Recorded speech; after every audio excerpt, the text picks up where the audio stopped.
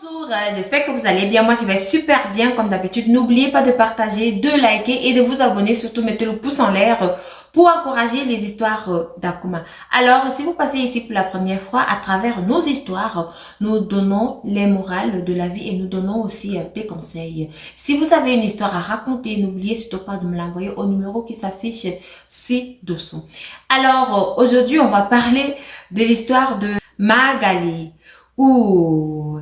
Écoutez bien, écoutez. Je profite pour l'occasion pour vous montrer ma coiffure africaine que j'aime énormément. Cette histoire concerne les perruques. Écoutez attentivement cette histoire. Magali avait sa copine. Magali, elle vendait les slips et consorts. La copine de Magali, elle les vendait les cheveux humains et tout. Elle allait à Dubaï, elle allait en Chine, elle allait en Inde, elle allait partout pour chercher ces cheveux-là. Après quelques mois, la copine de Magali dit à Magali que mais Magali, depuis que tu vends les sous-vêtements là, tu as même déjà eu quoi? Qu'est-ce que tu as déjà investi sur ça et quel est le bénéfice que tu as déjà eu? Magali qui dit à sa copine que non, c'est très difficile. Hein. Le bénéfice dont tu parles même là, j'ai même quoi? Je me bats seulement comme ça. Sa copine qui lui dit que non, viens faire dans la vente des cheveux humains comme moi. Là. Viens faire dans la vente des mèches là. Les laisse 8 et consorts.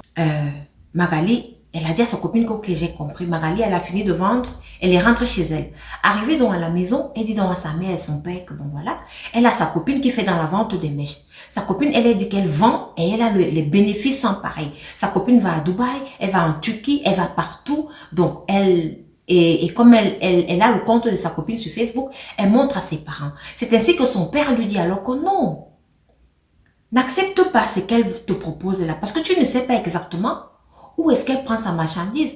Magali qui dit à son père, mais non, elle m'a dit qu'elle prend ça en Chine. Elle va souvent en Chine acheter et tout, les cheveux humains. Le père qui lui dit que non, il est préférable d'aller doucement, doucement comme tu parles là. Et puis peut-être un jour, qui sait toi si tu vas ouvrir une grande boutique. Est-ce que Magali a écouté son père? Magali n'a pas écouté son papa. C'est ainsi que le lendemain, Magali qui dit à sa copine que ouais, je suis intéressée par ton offre. Mais je n'ai pas assez d'argent pour ça.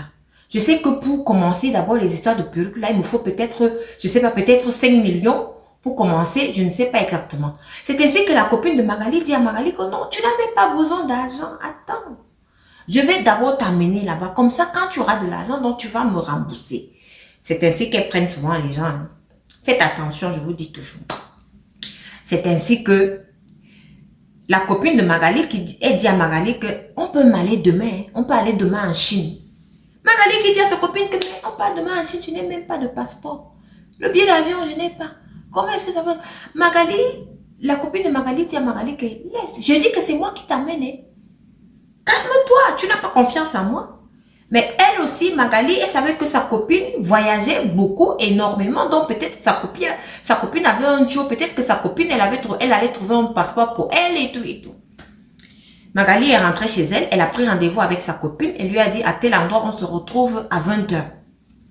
Magali, elle est donc partie. Tout ceci, elle n'a plus dit à ses parents parce qu'elle savait que son papa était contre cela. Elle est partie rejoindre sa copine. Elle est montée dans la voiture de sa copine. Elle dit à sa copine que bon, on va où? On va à l'aéroport. Sa copine lui dit, calme-toi. J'ai dit que c'est moi qui t'ai amené, non? Donc tu te calmes.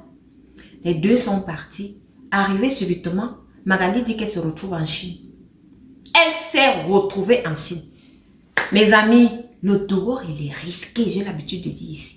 L'Afrique a un incroyable talent. On pense que ce sont des histoires inventées. C'est vrai.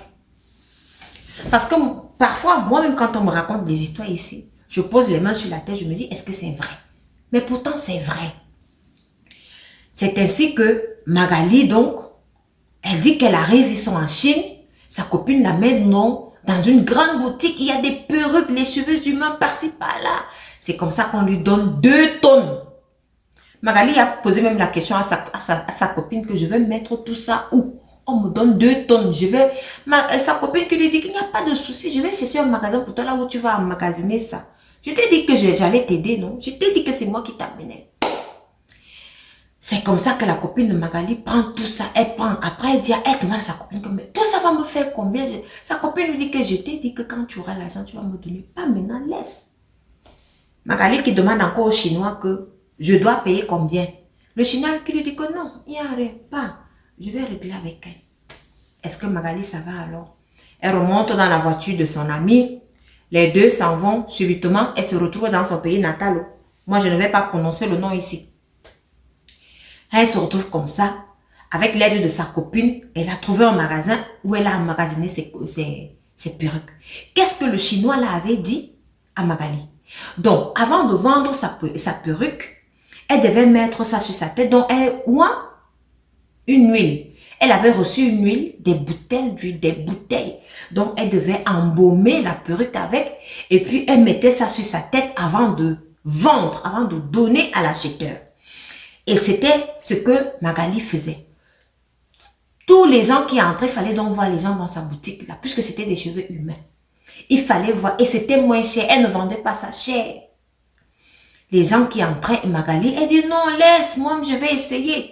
Elle a déjà embaumé son huile là. Elle essaie sur sa tête devant toi. Elle te dit que mais regarde, c'est bien. Je te dis que c'est bien. Elle prend ça, elle te donne. C'était la routine de Magali.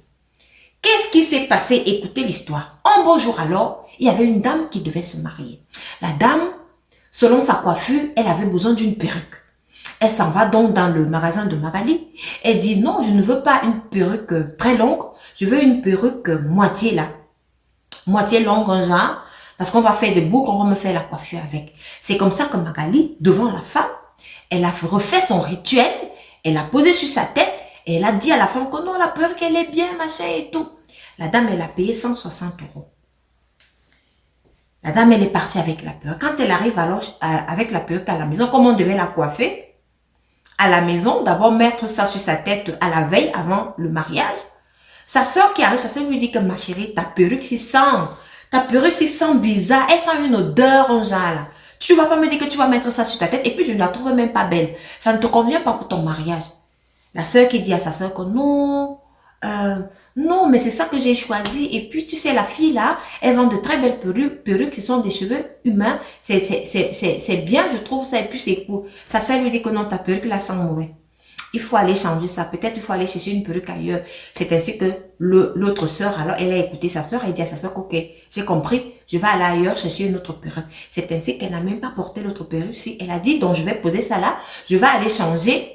Ou alors, je vais prendre une autre. Elle est partie pour son mariage. Elle a acheté une autre perruque. Elle a porté cette perruque-là pour le mariage. Tout s'est bien passé. Quelques semaines ou quelques mois après le mariage, elle repart donc chez Magali. Lui dit que bon, ma chérie, ta perruque, si, je ne l'avais pas utilisée parce qu'elle sentait drôlement fort. Donc, je viens te remettre ta perruque. Magali, qu'est-ce qui se met à dire que non, elle ne peut pas. Puisque Magali, à ce moment-là aussi, elle avait des clients. Elle dit que non, elle ne peut pas reprendre la perruque. Ça veut dire quoi? Ça fait plusieurs mois maintenant qu'elle a vendu la perruque. La fille lui dit que non, mais c'est que j'étais en lune de miel. J'étais en voyage, c'est pour ça que je suis pas revenue pour vous remettre la perruque. Mais j'ai dit la perruque, elle ne m'a pas servi. Je ne l'ai pas portée. Donc, et comme il y avait déjà trop de gens, tout le monde prêtait déjà attention. Et Magali aussi, elle était déjà une grande dame. Elle vend des perruques, elle a de l'argent, elle voyage et tout et tout. Donc, elle ne voulait pas se salir aussi. C'est ainsi qu'elle est rentrée dans sa caisse. Elle a pris 160 €. Elle a remis à la dame. La fille a pris son argent et elle a déposé la perruque là. Elle est partie. Dans la nuit, dès que Magali a fermé son magasin, son ami l'appelle que viens ici. Elle dit que mais qu'est-ce qui se passe? Elle dit que non, le Chinois nous appelle, on doit repartir. C'est ainsi que Magali, elle savait déjà que le voyage qu'ils font là, c'est pas un bon voyage. Ce n'est pas un voyage où elles vont prendre l'avion puisqu'elle a su ce qui se passait réellement. Les deux amis dans la voiture, elles sont encore arrivées en Chine en un claquement de doigts. Le monsieur arrive là-bas et dit que quoi? Pourquoi tu as remis l'argent à la femme qui était venue acheter la perruque chez toi? Tu ne savais pas que c'était interdit? Quand tu as vendu quelque chose, tu as vendu, donc tu ne remets plus de l'argent. Elle doit seulement rester avec cette perruque-là. Magali, tu dis que ouais, mon père. Est-ce que je savais? Je ne savais pas. Je ne savais pas. Qu'est-ce que je ne savais pas. Le Chinois qui lui dit que non, là, franchement, il ne peut pas tolérer ça. Quand elle vend, elle doit vendre, elle ne doit plus remettre l'argent ou reprendre la perruque parce que la perruque était déjà sortie. C'est ainsi que le Chinois, alors, il dit à Magali que bon, voilà, pour arranger ce problème, tu dois me donner 1 million d'euros. Vous savez, le diable fait ces choses. Hein. On dit 1 million d'euros que Magali doit remettre. Il sait très bien que Magali ne va pas trouver 1 million d'euros. Ce sera impossible. Il lui dit, tu me remets 1 million d'euros et comme ça, si tu ne, et comme ça, on va arranger le problème. Magali qui dit au monsieur que, mais depuis que je prends les greffes ici, les greffes ici là, et les perruques, vous ne m'avez jamais demandé l'argent. Mais qu'est-ce qui se passe? Le monsieur qui dit que non. Je dis 1 million d'euros. Si vous ne remettez pas ces 1 million d'euros, vous-même, vous allez mourir, vous allez voir. C'est ainsi que Magali est donc rentrée avec sa copine. Magali qui pose les mains sur la tête et dit à sa copine que ouais, dans mon compte bancaire, j'ai 500 000 euros que j'ai pu emmagasiner. Donc, si tu as quelque chose là-bas, donne-moi. Le reste là, je vais me battre pour pouvoir avoir les 1 million d'euros et donner au monsieur. La copine de Magali qui dit à Magali que son argent, elle n'épargne pas. Son argent, elle voyage. Elle va à Dubaï, elle va en Turquie, elle va en Espagne, elle fait ses voyages, elle joue sa vie, elle n'épargne pas d'argent, elle n'a même pas 500 000. Magali qui posait les mains sur la tête que Seigneur, comment est-ce que je vais faire maintenant? Elle se met à se battre pour trouver de l'argent. C'était difficile pour Magali. C'était comme si on avait placé des personnes là pour coincer seulement Magali. C'était hyper difficile. Elle n'arrivait pas à trouver l'argent. C'est ainsi que Magali a commencé à avoir mal à la tête. Magali a commencé à avoir du pus qui sortait dans la tête. Donc, c'était des plaies avec du pus qui sortait. Ce n'était plus du pus. Maintenant, c'était des asticots. On a même rasé la tête de Magali. Écoutez l'histoire. On a rasé la tête de Magali. On l'a amenée à l'hôpital. À l'hôpital, on dit que non. Mais on fait tous les examens, on ne voit rien. Mais elle a des trucs sur la tête. Magali, voyant sa mort s'approcher, elle dit, appelez-moi mon père. Papa, appelle-moi un pasteur. Je vais me confesser. C'est ainsi que Magali, elle dit à son père que papa, tu avais raison. Papa, je ne t'avais pas écouté. Si je t'avais écouté, papa, je ne serais pas dans cette situation. Tu connais ma copine dont je vous avais parlé, la maman et moi. C'est elle qui m'avait amené. Elle m'a amené en Chine comme ça en un claquement de doigts. Les perruques que je vends là, c'est ça. C'est comme ça que Magali, elle a raconté l'histoire à ses parents et devant les pasteurs. Voilà l'histoire qui s'est passée. À l'église, tout le monde a vu. Magali, après avoir parlé comme ça, elle s'est confessée. Magali est décédée. Grave. C'était l'histoire de Magali. On a l'habitude, moi j'ai l'habitude de dire tous les jours ici, à travers mes histoires, le dehors il est risqué. Le dehors il est risqué, le diable il est parmi nous, on monte, on descend, le diable est là.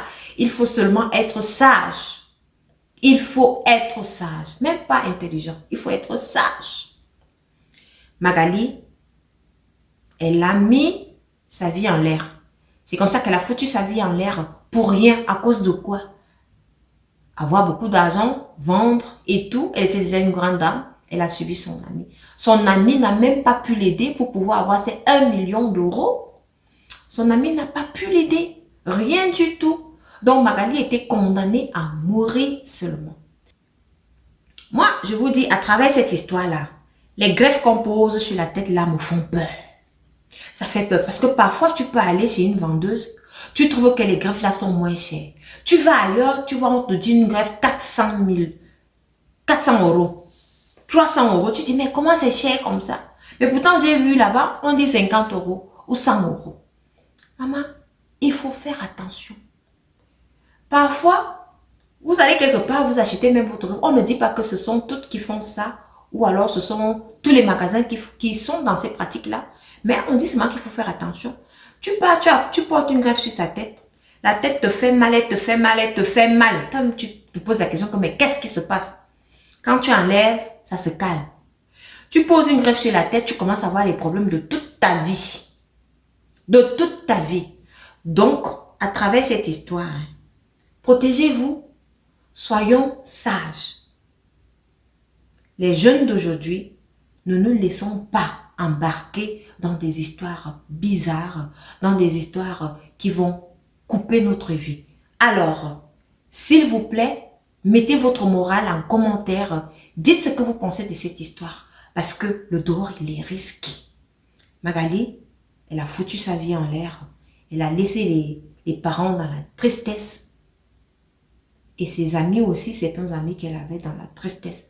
On a cherché la copine de Magali qui l'avait amenée là-bas. Sa copine, elle est portée disparue. On ne sait même pas où elle est. Portée disparue jusqu'à aujourd'hui. Merci de m'avoir écouté et rendez-vous à la prochaine vidéo.